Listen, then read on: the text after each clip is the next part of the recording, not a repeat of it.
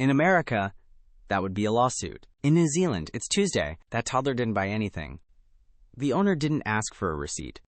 There was no loyalty app, no QR code, no sign up for our rewards program. Just a woman behind a counter, a pink lolly, and a kid who now thinks this shop is magic. And that's item 1 of 10. But before I tell you the other 9, you need to understand something. In America, you go to a convenience store to buy something. In New Zealand, you go to a dairy to feel something. Let me explain the difference. An American 7-Eleven has 2 800 square feet, 47 varieties of energy drink, a surveillance camera every 4 meters, and a staff turnover rate that means nobody knows your name. You walk in, you buy a taquito that's been rotating since the Bush administration, you pay through bulletproof glass, and you leave wondering if you need to check your credit score. A New Zealand dairy has 4 aisles, a pie warmer, a wall of $1 lolly jars, and an owner who has been standing behind that same counter since before you were born. And over the last month, I visited 12 of them. From Auckland to Invercargill, from main streets to back roads. And I found 10 things that every single dairy owner does. Not because it's policy, not because it's profitable, but because it's who they are. And every single one of them would make an American ask, is this a shop or is this therapy? Item 1. They remember your name, your order, and your dog's name. I watched a guy walk into a dairy in Palmerston North. He didn't say hello. He didn't point. He just walked up to the counter. And the owner, a woman named Joyce, probably in her 60s, pulled a steak and cheese pie out of the warmer, grabbed a bottle of L&P from the fridge, and said, "Morning, Brian. How's that knee? And how's Max? Still chasing the neighbor's cat?" Brian didn't order. Joyce just knew, because Brian comes in every Tuesday at 7:15.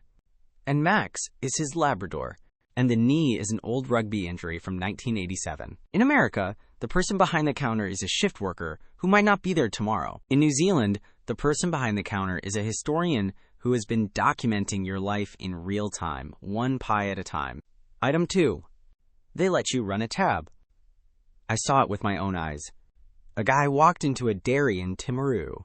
He grabbed a loaf of bread, a liter of milk, and a packet of cigarettes. He got to the counter, patted his pockets, and said, "Forgot my wallet, Bev. Pay you Friday." And Bev, the owner, said, "No worries, love. I'll put it in the book." The book. An actual notebook. Under the counter, with handwritten names and amounts. No credit check, no app, no interest rate.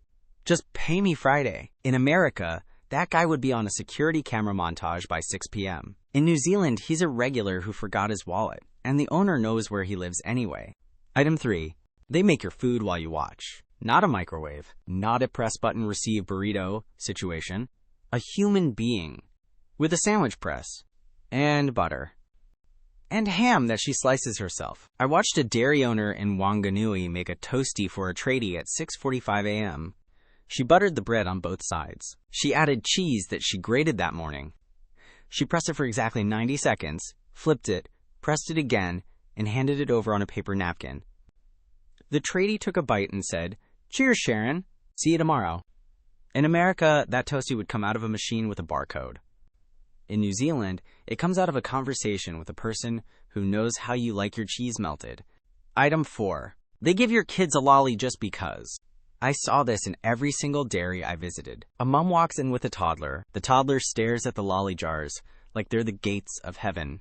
And before the mom can say, "We're not buying lollies today," the owner has already reached over the counter, grabbed a jet plane or a chocolate fish, and handed it to the kid. On the house, love. Not as a bribe, not as a marketing strategy. Just because a kid is looking at lollies, and the owner has the power to make that kid's day for about 4 cents. In America, that would require parental consent forms, allergy disclaimers, and a corporate memo about liability. In New Zealand, it's just a woman with a jar of jet planes and a soft spot for toddlers. Item 5. They listen to your divorce. I am not exaggerating. I watched a woman walk into a dairy in Christchurch at 8:30 a.m. She didn't buy anything. She just leaned on the counter and started talking. About her husband, about the separation, about the kids, and the owner, a man named Kevin, who has probably never taken a psychology course in his life, just listened. He nodded. He made her a cup of tea. He said, "That's rough, love," at exactly the right moment. She was there for 20 minutes. She bought nothing. She left with a cup of tea and what looked like a significantly lighter soul.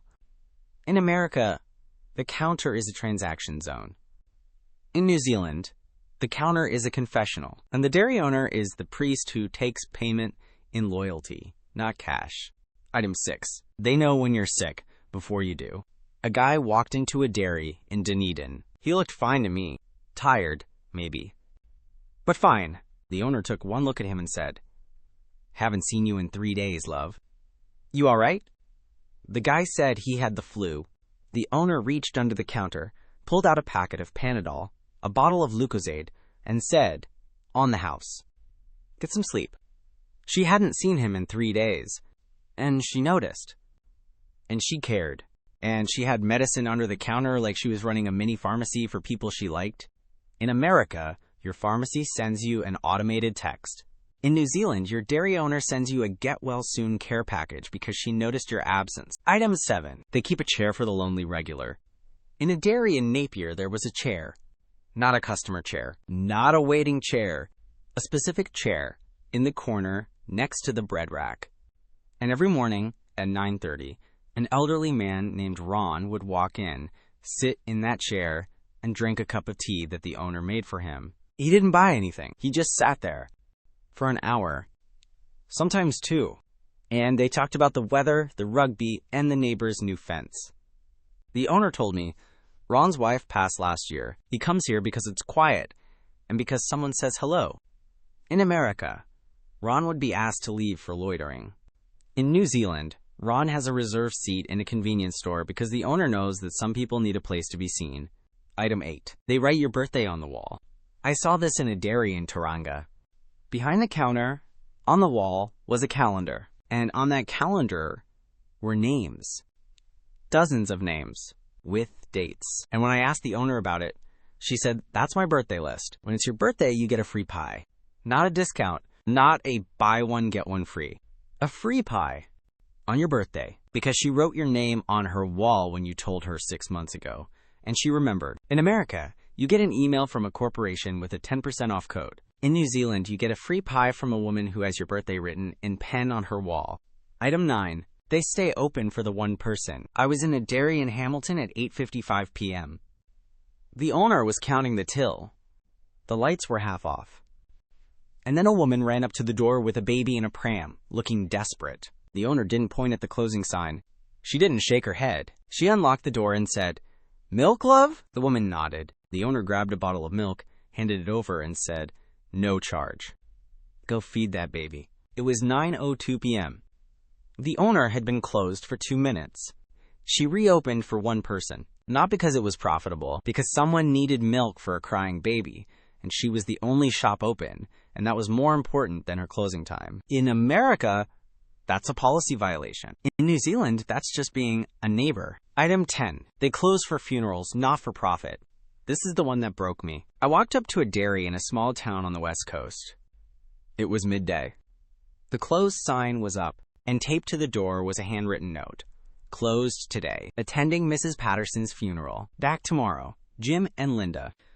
Mrs. Patterson wasn't a relative. She was a customer for 40 years. And Jim and Linda closed their shop, their only source of income for that day, to go to her funeral. Not because they had to. Not because of a corporate bereavement policy. Because Mrs. Patterson bought milk from them for 4 decades. And that makes you family. In America, a convenience store closes for a hurricane or a bankruptcy. In New Zealand, a dairy closes for a funeral. Because some things are more important than profit. So here's what I realized after 12 dairies, 3,000 kilometers, and more conversations with dairy owners than I can count. It's not about the milk. It's not about the pies. It's not about the $1 lollies. It's about the fact that in New Zealand, a dairy owner doesn't see you as a customer. They see you as a neighbor who happens to be buying milk. And that shift from transaction to relationship, from customer to community, from what can I sell you to how are you doing, is the difference between a convenience store and a convenience store that feels like therapy. I grew up going to dairies. I took them for granted, and then I took an American to one. And she looked at me with the kind of wonder you usually reserve for cathedrals or mountain ranges. And she said, "You people don't know what you have." She was right. We don't. We don't know that the rest of the world buys milk from a corporation. We buy milk from Linda. And Linda knows our dog's name. And Linda gave our kid a lolly.